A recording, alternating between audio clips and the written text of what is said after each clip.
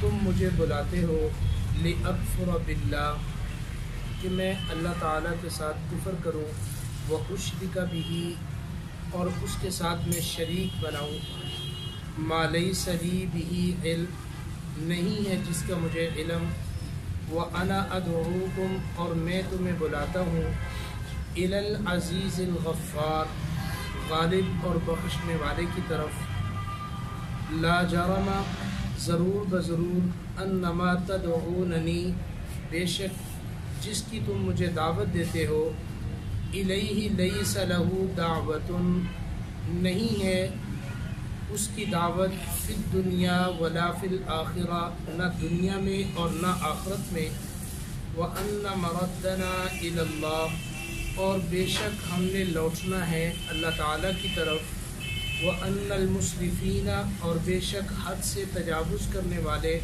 ہم اصحاب النار یہی آگ والے ہیں، فَسَتَذْكُرُونَ مَا أَقُولُ لَكُمْ بس تم یاد کرو گے جو میں تمہیں کہتا ہوں، وَأُفَوِّضُ أَمْرِي إِلَى اللَّهِ اور میں اپنا معاملہ اللہ تعالیٰ کے سپرد کرتا ہوں، ان اللہ بے شک اللہ تعالیٰ بصیر بالعباد اپنے بندوں کو دیکھنے والا ہے، فوقاہ اللہ بس اللہ نے اس کو بچا لیا، سیئات ما مکروا جو انہوں نے بری تدبیریں کی، وحاق بآل فرعون اور گھیرا کر لیا آل فرعون کا سوء العذاب برے عذاب نے۔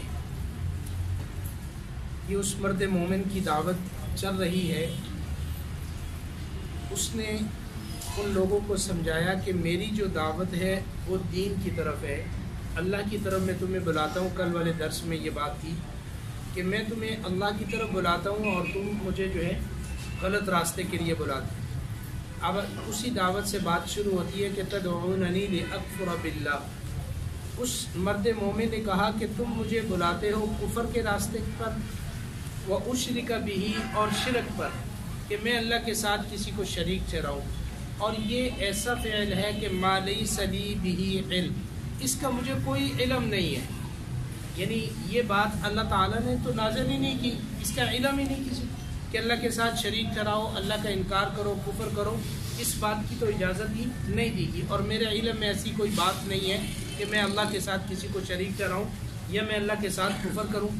وَأَنَا أَدْعُوكُمْ اور میں تمہیں جو بلاتا ہوں إِلَى الْعَزِيزِ الْغَفَّارِ غالب اور بخشنے والے کی طرف، یعنی اللہ تعالیٰ کی ذات کی طرف تمہیں بلا رہا ہوں جس کا تمام چیزوں پر غلبہ بھی ہے، قبضہ بھی ہے، اس کے قبضہ قدرت میں ہے، وہ مدبر بھی ہے، متصرف بھی ہے، سب کچھ وہی ہے، خالق بھی ہے، مالک بھی ہے، رازق بھی ہے، سب کچھ اسی کے قبضے میں ہے، اور اس کے ساتھ ساتھ وہ بخشنے والا بھی ہے۔ یعنی اگر تم اپنی بات کو، اپنی ضد کو چھوڑ کر میری اس دعوت کی طرف آ جاؤ جو میں تمہیں صرف ایک اکیلے اللہ کی طرف بلا رہا ہوں، تو پھر اللہ تعالیٰ تمہاری اس کوتاہی کو اور تمہارے اس جرم کو معاف کر دے گا۔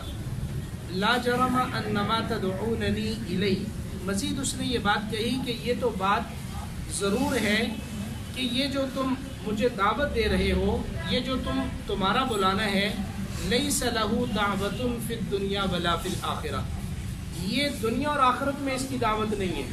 یعنی قرآن تو دعوت دے رہا ہے، اللہ کی طرف بلا رہا ہے، اور تم کہتے ہو کہ فلاں کی طرف جاؤ، تم کہتے ہو فرعون کو اپنا رب مان لو، تم کہتے ہو کہ فلاں کو اپنا معبود مان لو، فلاں کے سامنے اپنی حاجتیں رکھو۔ تو اللہ تعالیٰ فرماتے ہیں کہ اس مرد مومن نے ان سے کیا کہا کہ یہ جو جس راستے کی طرف تم لا رہے ہو، اس کی نہ دنیا میں کوئی بات ہے اور نہ آخرت میں کوئی بات ہوگی۔ یعنی دنیا میں بھی جتنے بھی پیغمبر آئے انہوں نے ایک ہی بات کہی ہے کہ اللہ کی طرف آ جاؤ، اور تم جو ہے مجھے اللہ کا راستہ چھڑوا کر کسی اور راستے کی طرف لانا چاہتے ہو۔ وَأَنَّ مَرَدَّنَا إِلَى اللَّهِ اور بے شک ہم سب نے اللہ ہی کی طرف لوٹنا ہے، یعنی جن کی طرف تم کہہ رہے ہو ان کی طرف تو لوٹنا ہی نہیں ہے، ہم نے لوٹنا اللہ تعالیٰ کی طرف ہے، اور اللہ تعالیٰ ہی سب سے حساب لے گا۔ وَأَنَّ الْمُسْرِفِينَ هُمْ أَصْحَابُ النَّارِ اور بے شک حد سے تجاوز کرنے والے یہی آگ والے ہیں، یعنی آگ میں جلیں گے کون لوگ؟ جو حد سے تجاوز کرنے والے، اللہ تعالیٰ کی حدود کو پامال کرنے والے ہیں، حدود اللہ کو توڑنے والے ہیں، ان لوگوں کے لیے اللہ تعالیٰ نے جہنم کا عذاب تیار کر رکھا ہے۔ فَسَتَذْكُرُونَ مَا أَقُولُ لَكُمْ، بڑا رنجیدہ ہو کے اس آدمی نے کیا بات کہی کہ آج تو میں تمہیں یہ باتیں کہہ رہا ہوں لیکن تم میری بات کو نہیں مان رہے. فَسَتَذْكُرُونَ، پس تم یاد کرو گے، مَا أَقُولُ لَكُمْ، جو میں تمہیں کہہ رہا ہوں. یعنی اس وقت کہ جب تم اللہ کی پکڑ میں آ جاؤ گے تو پھر تمہیں یاد آئیں گی میری باتیں کہ وہ بندہ ہمیں صحیح کہتا تھا. وَأُفَوِّضُ أَمْرِي إِلَى اللَّهِ، اور میری بات یہ ہے کہ میں اپنے معاملے کو اللہ کے سپرد کرتا ہوں. کیونکہ اب پتہ تھا کہ فرعون کے سامنے اتنی ڈٹائی کے ساتھ میں نے جو معاملہ، اس نے موسیٰ علیہ السلام اللہ کے پیغمبر کو نہیں چھوڑا تو مجھے کیسے چھوڑے گا. یہ دین حق ایسے ہی نہیں پھیلا، دین کی دعوت ایسے نہیں پھیلی. میں کئی مرتبہ یہ بات کر چکا ہوں. دیکھو رسول اللہ صلی اللہ علیہ وسلم کے ساتھ کسی کو کیا اختلاف تھا؟ 40 سال تک نبی کریم صلی اللہ علیہ وسلم نے اپنی زندگی کو عرب کے ان قبیلوں کے اندر پیش کیا ہے. 40 سال تک حضور سے کسی کو کوئی اختلاف نہیں ہوا. سارے آپ کو صادق و امین اور سچا مانتے تھے اور آپ سے اپنے فیصلے کرواتے تھے. لیکن یہ دعوت جو ہے کہ لا الہ الا اللہ، کہ اللہ کے سوا کوئی معبود نہیں، کوئی مسجود نہیں، کوئی داتا نہیں، کوئی مشکل کشا نہیں، کوئی حاجت روا نہیں، یہ بات بڑی مشکل ہے. آج ہم کلمہ گو ہیں تو ہم اللہ کے سوا اوروں کو بھی داتا مانتے ہیں. کلمہ گو ہو کے ہم کسی اور کو بھی حاجت روا مانتے ہیں. کلمہ گو ہو کے ہم کسی اور کو بھی مشکل کشا مانتے ہیں. ہم کلمہ گو ہو کے ہم اتنی بڑی زیادتی اور ظلم کر رہے ہیں کہ اللہ کے سوا اوروں کا نام ہم نے داتا رکھ لیا، اوروں کا ہم نے نام حاجت روا اور مشکل کشا رکھ لیا. تو وہ تو کافر لوگ تھے. تو پیغمبر تو آئے ہی اسی لیے کہ ایک اللہ کو وحدہ لا شریک مانو، وہی تمہارا حاجت روا، وہی تمہارا مشکل کشا اور وہی تمہارا داتا ہے، وہی رازق ہے تمہارا. تو جب یہ دعوت اللہ کے نبی صلی اللہ علیہ وسلم نے دی تو اپنے قریبی رشتہ دار مخالف ہو گئے، اپنے قریبی رشتہ دار مخالف ہو گئے. یہ بات نہیں ہے کہ آپ دین حق کی بات کریں تو تمہارا کوئی مخالف نہیں ہوگا، مخالف لوگ ہوں گے، حق پر تو مخالفت ہوتی ہے.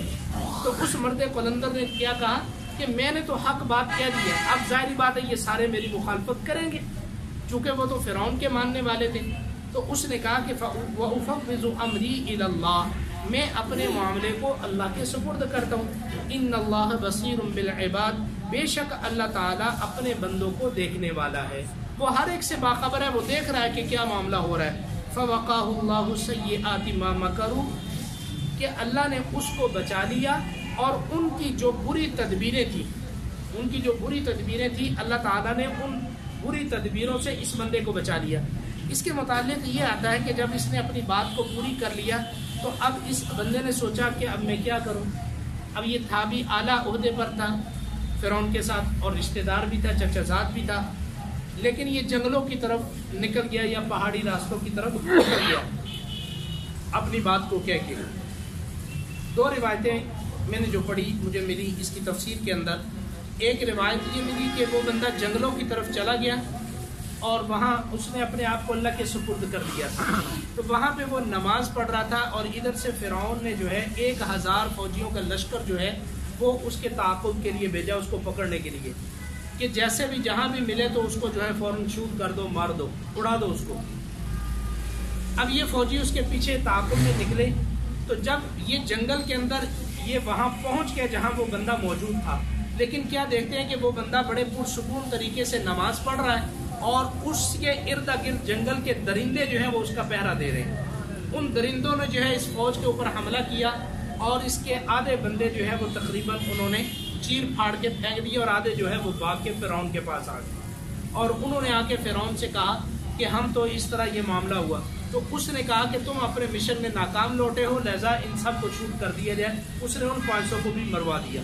اور دوسرا یہ ہے کہ وہ پہاڑی راستے کی طرف نکلے تو قدرتی آفت ان کے اوپر آ گئی، وہ اس تک پہنچنے ہی نہیں پائے. تو 500 کے قریب بندے جو ہے وہ اسی راستے میں مر گئے اور باقی جو ہے اپنی جان بچا کر واپس آئے. تو جب فرعون کو آ کے کارگزاری سنائی تو اس نے کہا کہ ان کو بھی قتل کر دو. تو پھر ان 500 کو بھی قتل کرا دیا. اب وہ اللہ کا بندہ کہاں چلا گیا، اللہ پاک نے اس کی حفاظت فرمائی، اس کی کوئی تفصیل نہیں آتی ہے. وَحَاقَ بِآلِ فِرْعَوْنَ سُوءُ الْعَذَابِ، اور گھیر لیا آل فرعون کو برے عذاب نے. اس کو تو اللہ نے بچا لیا اور یہ جو نافرمان تھے، حکومت والے تھے، اقتدار والے تھے، فوج والے تھے، قوت والے تھے، پیسے والے تھے، اللہ تعالیٰ نے ان کو جو ہے غرق کر دیا پانی کے اندر. جو ہے ان کو اللہ تعالیٰ نے مما خطیئاتہم، یہ نوح علیہ السلام یعنی ان لوگوں کو اللہ تعالیٰ نے کیا کیا، موسیٰ علیہ السلام کے دور کا جو فرعون تھا جو مخالفین تھے ان سب کو اللہ نے بحر قلزم کے اندر جو ہے سمندر کے اندر جب وہ دریا کے اندر پہنچے تو اللہ تعالیٰ نے اس سمندر کو ملا دیا اور پھر یہ سارے کے سارے جو ہے آنن فانن اس کی نظر ہو گئے۔ اللہ مجھے اور آپ کو قرآن و سنت کے مطابق اپنے عقائد کو بنانے کی توفیق عطا فرمائے۔ کچھ اور بھی مزید باتیں ہیں اس رکوع میں، انشاءاللہ کچھ باتیں کریں۔